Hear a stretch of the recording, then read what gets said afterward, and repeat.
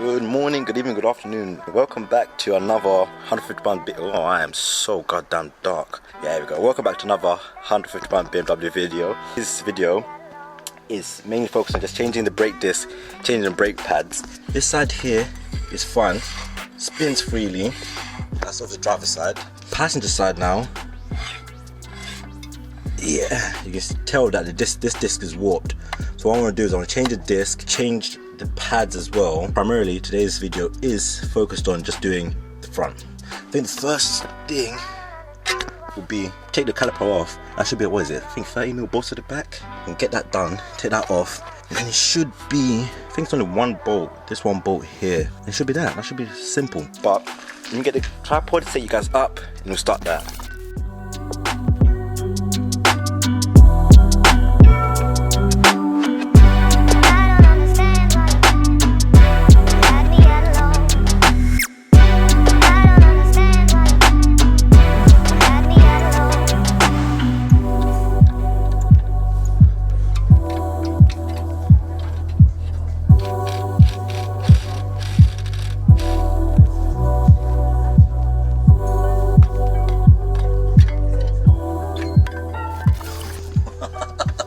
That's now off.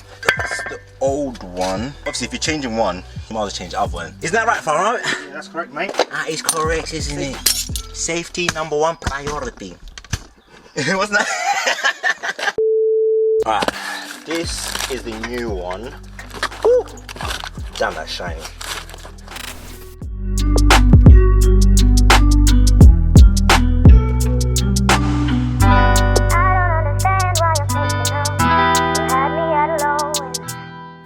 God's truth, I'm trying to compare the two for you guys, but the brake disc, isn't it? What more? The circular. This one's got a bit more grooves in it because obviously that's been on the car. That's new. Also spray brake cleaner on it because they put oil on it so it doesn't rust and all that crap in transit, which I'm going to do. I'm going to do that later. So when I bought these new discs, they came with these pads. They came 2 sets of front pads. I'm going to fit them on as well because we're changing the whole system, innit? Just might as well do the whole thing. Obviously, while I'm doing this side, the driver's side, my brother is, I don't know if you can see his little legs over there. You want to give us a little wave, mate? Alright. Yeah, he's doing the passenger side, which is the one that had the wobble, the warp, yeah. You can actually slightly tell from here, actually. You can slightly tell on that one, but end of the day, as long as it's wait, how'd you get that out so quickly?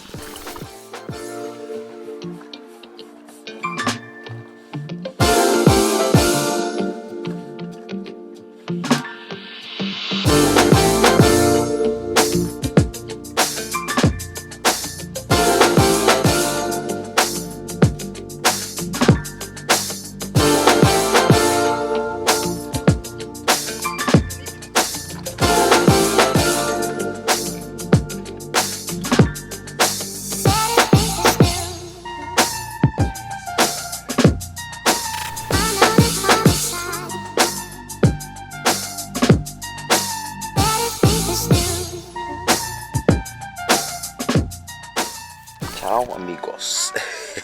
Obviously you guys have just seen me do the front brakes, but these have been on for a few weeks now. I believe it's about 2-3 weeks now. I was originally going to change the rear ones, but the rear ones look right, still look perfectly good, plus there's still plenty of life left. Yeah, I thought to myself I might as well give you guys an update on the Vogtland springs, how they're sitting, what's the comparison between them and the original stock springs. Yeah, and while I'm doing that, I thought I might as well put on the center caps, change the stop-start button, and putting the lug nut covers as well. Yeah, while we talk about the springs.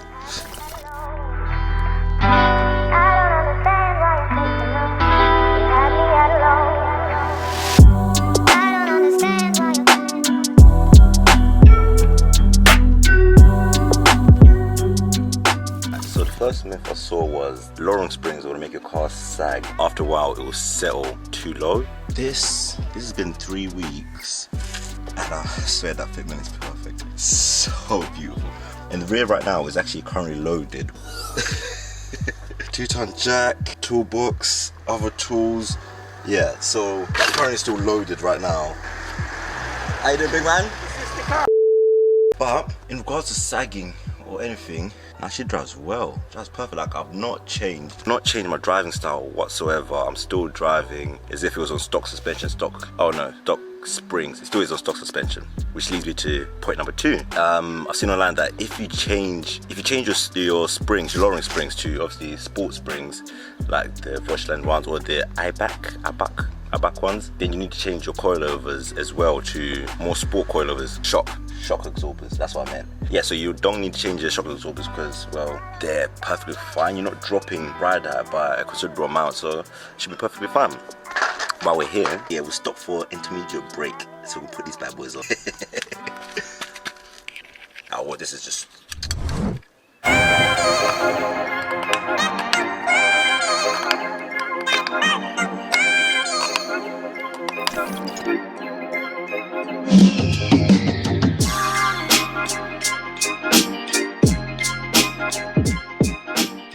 So that's that done. Let's move on to the next question, next myth. How did it drive over speed bumps?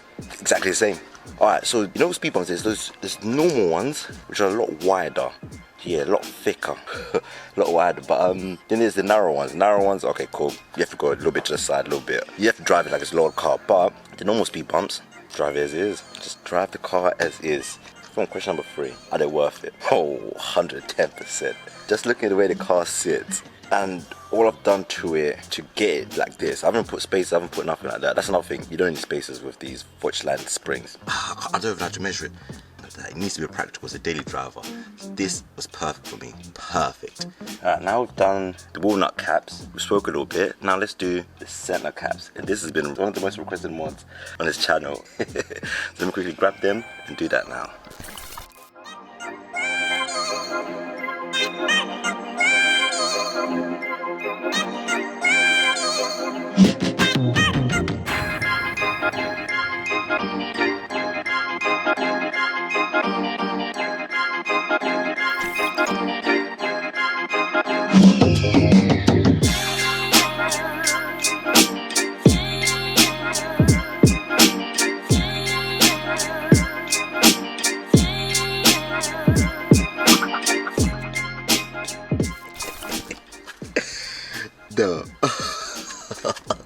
I wasn't gonna put that on, that little cap right there. I wasn't gonna put that on, but oh my god. Oh baby boy, you look beautiful. Oh, that actually completes it. Oh. So last but not least, lowering springs versus coilovers. What's worth it? So I've got coilovers for race cars, drift build. That's most future one because so you obviously can't see it yet. Well, coilovers are them. I've used coilovers before in the past. Coilovers are practical. Don't get me wrong, they're practical, but they're practical in the sense if you're gonna be driving your car hard, like if it's gonna be a race car or if you're gonna be street/racing it as well. Not racing on the streets, but taking track as well, like a track car. So coilovers are beneficial in that sense. They've put time and effort into their research and development. So at that point, get the coilovers. If you're just going to daily drive your car, like the way I'm going to be daily driving Taz, just get lowering springs. You're going to get a lower center of gravity, so you're still going to get better handling. Boom, there you go. Now that I've said that, we can move on to the last little modification. That is the stop-start button. I want to change that to red to match a future mod that I'm going to be doing on the outside. Yeah.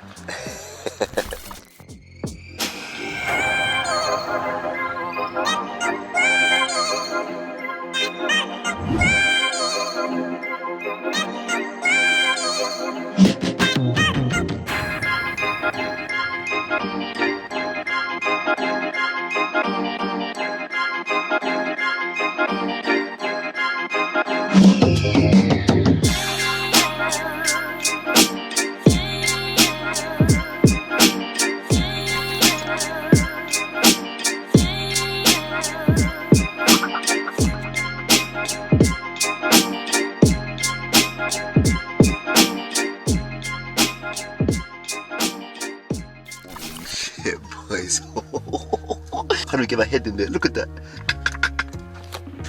Oh, that actually looks so good. I can't even get to see it from there. Nah, boys, I'm gassed. Look at that one there. Ooh, these ones here, and a bit of them. Oh, goddamn. Listen, these are little modifications. These are literally, I think all in all, cost about 15. Yeah, about no, £5 for the start button. It came with 3, blue one, black one to replace the other one, the original one, and the red one. The colors I want to go for is blue, black, red. Why red? Because blue and orange are opposite on the color wheel, color spectrum. Black goes with everything, of course. Come on, look at me. But yeah, it only costs £15 and it's already transformed the wheel like that. Center cap costs £5, lug nut covers cost £5. I'm happy. I am more than happy. So boys, girls, ladies and gentlemen, on that beautiful and wonderful bombshell, if you enjoyed the video, hit a thumbs up, man. If you dislike the video, obviously hit a thumbs down. Let me know in the comments below. You know what I'm going to say next. We like positive criticism here. Now I'm your boy, I'm your host, and I'm your goddamn mechanic, KB. And listen, enjoy the rest of your week, enjoy the rest of your month, day, whatever it is, just enjoy yourself. I'll see you here next week. Oh, definitely switch on post notifications, but I'll see you here next time. Peace.